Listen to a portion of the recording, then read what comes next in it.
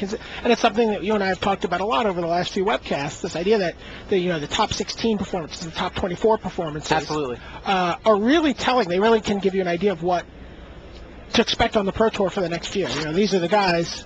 Jelga Viergersma is probably the best player, one of the best players in the world right now. He's just consistently finishing in the top 16, and that's like a couple of coin flips or dice rolls away from a Gabriel Nassif-like run. When you have those kind of finishes.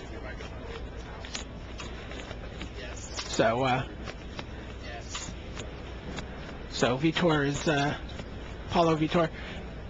He could be poised to join that class of player. Yeah, I have more respect for the player who can consistently finish top 16, top 32 than the guy who just puts up a top 8. I mean, Right. you get everything breaks right one weekend, you put up a top 8.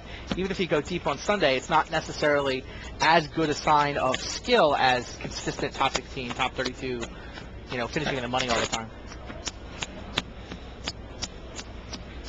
Well, we got a chance to catch our breath while these guys shuffle up for game 2. Yeah, that opening set of games was just it was a frenzy. So one thing you're going to want to stay tuned for, we are unveiling the first MagicGathering.com Cold Snap preview card later today.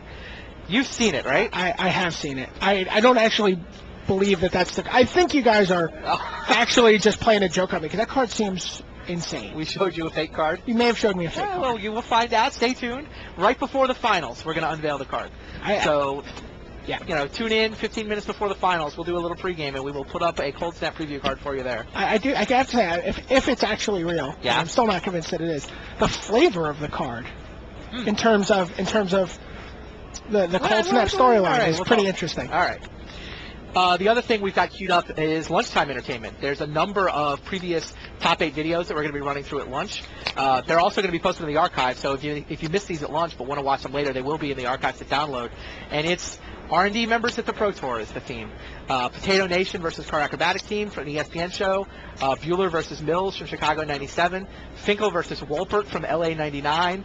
And Matt Place versus Steve Mahoney Schwartz from the Pro Tour Mainz finals. I'm really excited to see that one. I've never seen that match. John Pelkak has gotten off to a decent start. Seal of Fire and a Boros Guild Mage. Yeah. He's looking over at an Orzhov Signet and a couple of lands from Damodorosa. Just adjusted his life total for a Sacred Foundry. I have to think this is going to be a Sky Knight Legionnaire.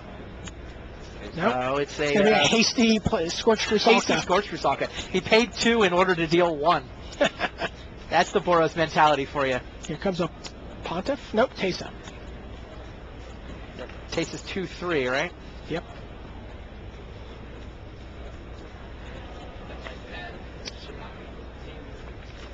Or 18-17.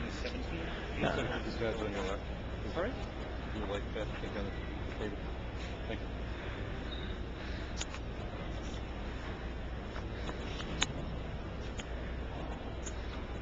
How do you attack into Tesa here? I think you draw Sky Knight Legionnaire. Bottled Cloister. Certainly seems like an exciting card against Castigate. Well, I don't even know if Paulo left Castigate in against him.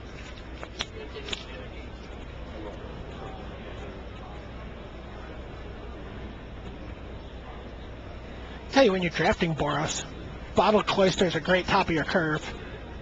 It'd be interesting to see if it plays out that way in Constructed as well.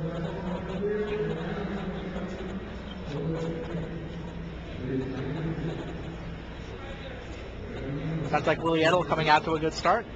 Went Bird, Watchwolf, Burning Tree Shaman out of the gates for the Zoo deck against Gadiel Slifer. A much better start than he had in the second game. Wow, Damodorosa attacking with Tesa. Smells like a Savage Twister in the offing from Gadiel over there. Here's a Belfry Spirit. Interesting. Belfry Spirit comes down, brings a couple flyers out with it. Gives him all sorts of...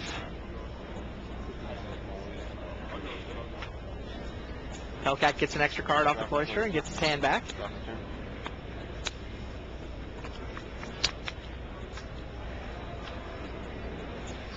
leans over, wants to make sure he understands how Tesa works. What does Tesa do exactly? Tesa, whenever another black creature is put to the graveyard, you get to put a white flying token into play, and you Okay. can remove 3 white creatures from the game to just remove target creature from the game. So it's sort of like a weird Grave Pact-y kind of action. Ooh, Sunforger in play in the middle table. Burning Tree Shaman picked it up. He'll take 1 to activate. It'll take that. 1 to activate that for sure. He's bringing for 10 against Gadiel Slacker. And, he can top that off with a Char when he's done for 2 mana. Yep. Did have to tap out to play it and equip it. All right. And Charles will be good next turn. What? Telcat trying to figure out how to attack this board. He doesn't. There's the Gadiel twister Slacker from did indeed Gadiel. have the Savage Twister you expected. But he took 10 to do it. So we've Demon fired the Belfry Spirit. Oh, but Willie Edel had the Char, so He just had the Char. he just had it in his hand. Didn't need the Sunforger. Willie Edel wins game 2. Those guys have played about 3 minutes of Magic so far, and it's a game apiece. So Demon Fire just took out Belfry Spirit. Demon Fire removes it from the game. Right. So no haunt action going on there. No. And now here comes Boros Guild Mage into the red zone. 15, right? Potentially first striking Boros Guild Mage. Drops Damo DeRosa to 15. Smells like another Seal of Fire. Nifty looking mask Seal of Fire. I really like the way they look. Partial to the older one. Looks like Paulo may have drawn another Belfry Spirit there. I can't.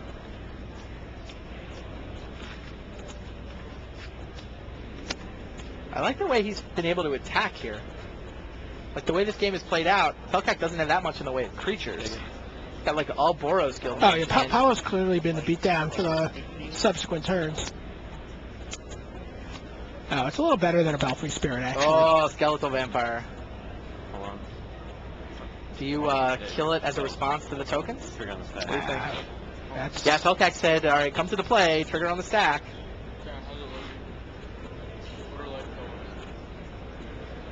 Oh, does Telcat know those are bats? Small piece of fish.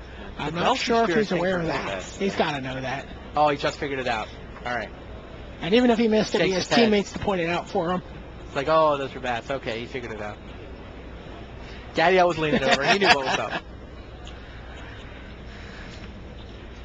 Did you see Damo DeRosa though when Telcat said trigger on the stack? He leaned away disappointed. Like he was reaching for the tokens in a hurry, as if he really needed to get him into play. So when Telcat backed him up, he slumped. He was disappointed. Little head He game from knows Paulo. they're bats. He's been playing this deck for 15 rounds. Of course he knows they're bats, but he did his best to convince Telcat that Telcat had found the window. Yeah. You figured it out. No, don't kill it before the bats come into play.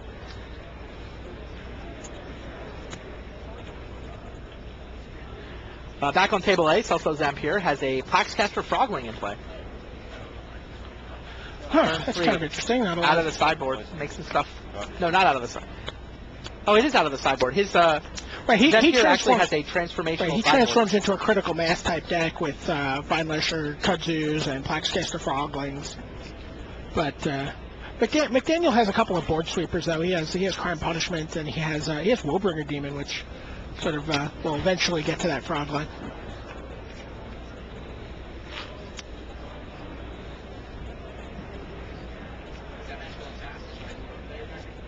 So Damo DeRosa's trying to figure out.